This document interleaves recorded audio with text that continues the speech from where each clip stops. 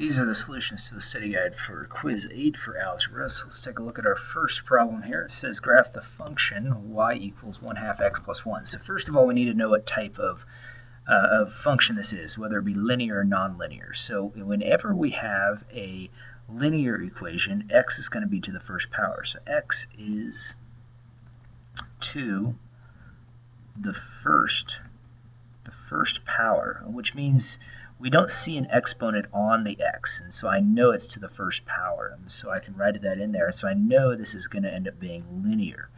And so that's something that we should look for. If x and y, both of them are to the first power, we're going to end up seeing a linear equation. That's what we have here. So that tells me what it should look like. It should look like a line.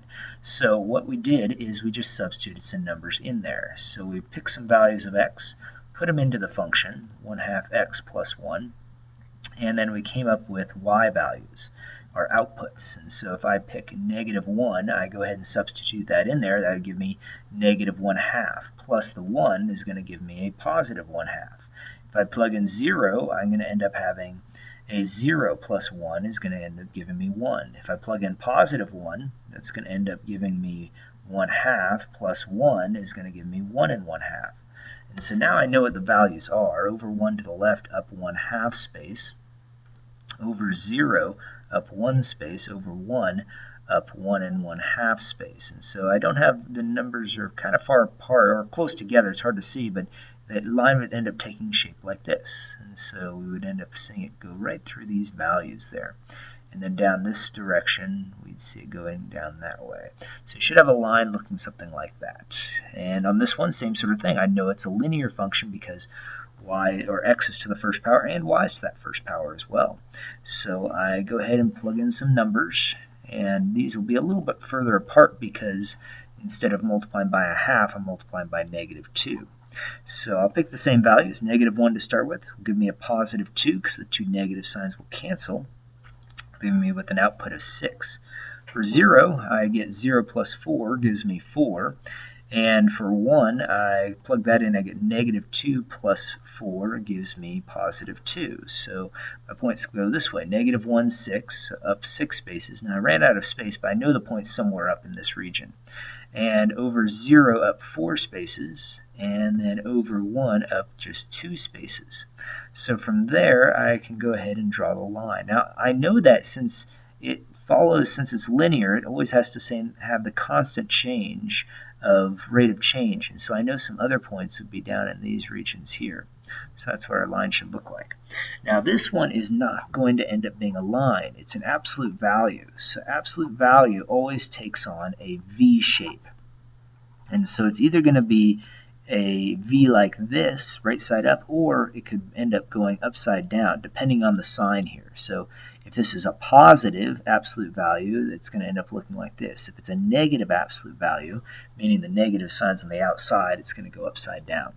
So that helps me remember what it should look like when I get my answers. And so I'll go ahead and substitute some numbers in there. There should be a minus sign. So -3, and then I'll get my y values. So I'll plug in some values. I'll start with -2. So that gives me a +2 minus 3 gives me -1. -1 would give me 1 minus 3 makes -2. 0 would just give me -3. And then I'll plug in 1, and that gives me 1 minus 3 makes -2. So you see I'm getting some of the same answers again because it's absolute value. So 2, absolute value of that's going to be +2. 2 minus 3 gives me -1. So I plug those numbers in, 2 to the left, and then down 1 space. 1 to the left, down 2 spaces. 0, down 3, and then you see if you go over 1, it's just down 2. So you see you definitely get that defined V shape. So that's what our graph should end up looking like. So let's take a look at the next problem. And it looks like a x squared. So whenever I see a squared symbol, x is squared, it's going to take on a U-shaped graph. It's either going to open up like this if x squared is positive, or it's going to end up taking on a U-shaped graph but going upside down if x squared is negative. And that's what we see here. So we see the minus sign in front of the x squared, which means the opposite of. So I'm going to start by making a chart. So I know it's going to look like that second one where I have the U upside down. And I just know that because I've done enough of these problems to see that. And that's what we'll end up seeing here. And the reason is that it's the opposite of x squared. So when we go ahead and plug in -2, you square it, get 4. But then you take its opposite, and that's why it's -4. And that gives me -1. -1, same sort of thing. I'll get a -1 plus 3 makes 2. 0, I'm just going to get the 3 because it's going to cancel out the x squared. But with 1, I get the same value as -1. Because I square, I get 1, but taking its opposite gives me -1. And same thing with 2. Square, you get 4, but then you take its opposite, you get -4. And then we've got our numbers. And so we start 2 spaces to the left and down 1. And then I go 1 space to the left and up 2. And then 0 spaces up 3. 1 space over, up 2, and 2 spaces to the right, down. And so you see how you're going to end up getting this U-shaped graph. So it definitely curves, unlike the absolute value, and it opens down. With x to the third, you're going to get a sideways z. So it's going to either look like this, or it's going to end up looking like this. And so we'll go ahead and, again, whenever we have that x to the third, that's what we're going to see. So we're going to start with some x's, and we're going to go ahead and plug numbers in for this expression here, and we're going to get some y's. And so I'll plug in -2, and that's going to make a -8, but then I take its opposite, it's going to make +8. So I have to go up 11. So I can't do that, but I know it goes way over 2 and then way up here. So it's going to be way up in this region here. And then I plug in -1, and I get -1 when I cube that, but then take its opposite, I get positive. So just up 4. So over 1, up 4 spaces. So you can see how it's going to go very steep at that stage. Plug in 0 for x. That makes 0 plus 3 makes 3, so only up 3 spaces. And then 1, I end up getting a -1, and then plus the 3 gives me +2. And so that goes right there. And then the last one here, I'll plug in +2, and I get -8 plus 3 makes -5. So it ends up going way down in here. So you can see how this point's going to be way up there, so I know this is going to end up going up very steeply in that direction. But here is where kind of tapers off, and then it goes very steep down in this direction towards this point, and then touches, and then it continues on in that direction. So we end up getting this shape here. So whenever we have -x to the third, that's what it's going to look like. +x to the third is going to be this one. So on this one it says to graph the function and label the axes. The height, h, in inches, and of the juice in 20-ounce ball depends on the amount of juice in ounces that you drink. So depends on.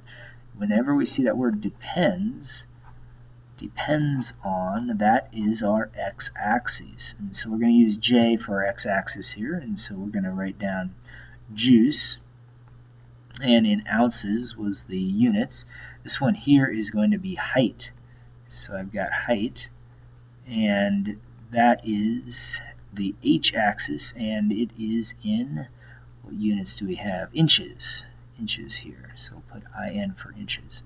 And so all I'm going to do is just substitute some numbers in there. So I got to figure out what kind of units I should use here. And so since I've only got to go up to 6, I'm going to go up by ones here. So 1, 2, 3, 4, 5, 6. So that's 6, and sometimes your units might change depending on how big the numbers need to be. Over here, I'm going to make 1 space also 1 for ounces, so this is going to be like 2, 4, 6, and so on. And so 1 space is just 1. And then I'll go ahead and substitute some numbers in. So I've got my h values. Actually, I'm going to start off with my j values here. So j, and then I've got my rule, so 6 minus 3/10 j, and then I've got the h values. So I go ahead and substitute some numbers in. So I'll start with 6, and if I do that, actually I'll start with 0 here instead. And the reason why I'm starting with 0 is because 0 is the smallest number I could have. I'd be drinking none, and so you see how you'll end up with 6. So that's going to be our initial height. And then I'll just go ahead and plug in another one. How about just 2? And if I plug in 2, I end up getting 2 times 3/10 makes 6/10. And so that would give me 5.4. So it goes down kind of slowly. So 5.4 is going to be just about halfway, a little bit less than halfway. And then if I plug in maybe 4, I end up saying 6 minus, and then 4 times 0.3 is 1.2. So that's going to give me 4.8. So I see how I'm going to go down to, there's 5, 4.8 is going to be somewhere in there. So you can see how it's going to go down. And so this is continuous data, so we can draw the line between these points here, and we see that it continues on. Now it's going to end up touching the j-axis eventually, and it's going to end wherever it touches the j-axis in that case. So let's move on to the next problem that we'll see, and it says to write a function rule. So write a function rule that represents the situation. Almond extract A remaining in an 8-ounce bottle decreases by 1/6. So it already tell us what the variables are. We've got the almond extract A, and it's in an 8-ounce bottle, so that's where it starts. And it's decreasing means it's going to end up being a minus sign right there. And it's decreasing by 1/6 for each batch. And so whenever I see the word for each, that tells me I need to multiply that fraction, in this case, by b. And so 1/6 b would end up being our answer there. And so this next one says Ed is tells me equals. So Ed is 3 years younger than 3 times his brother's age. Write a rule that represents Ed's age, E, as a function of his brother's age, B. So we're going to start with E equals, and then it's a function of his brother's age. So we're going to use his brother's age as the expression for his age, Ed's age. And so Ed is 3 years younger, so minus 3 from 3 times his brother's age. That's going to be our expression or function rule that we wrote. And then they want to know how old Ed is if his brother is 8 years old. So we just substitute. And so when we go ahead and do that, we have 24 minus 3 gives me 21 years. So moving on to the last problem, and it says write a function rule and define your variables for the area of a rectangle with a length 2 feet less than 3 times the width. So I'm going to say L equals length, and I'm going to say that W equals width. And I'm going to write an expression for the length. The length is 2 feet less than 3 times the width. So that's this part right here, 2 feet less than 3 times the width. And now I'm going to write the area formula is length times width. So here's my first answer, area equals, and then instead of L, I'm going to put in this expression right here, 3W minus 2, and then times by W, and that's it. So that's writing the function rule. Now I'm going to find out what the area is if the rectangle has a width of 2. So now I plug in 2 for these W's. And so it's 3 times 2 minus 2, and then times by 2. So that makes 6 minus 2 makes 4. And 4 times 2 gives me 8. So 8 units, and these are feet actually, so I have feet squared in this case here. So 8 feet squared. So those are the problems that you're going to see on this week's test.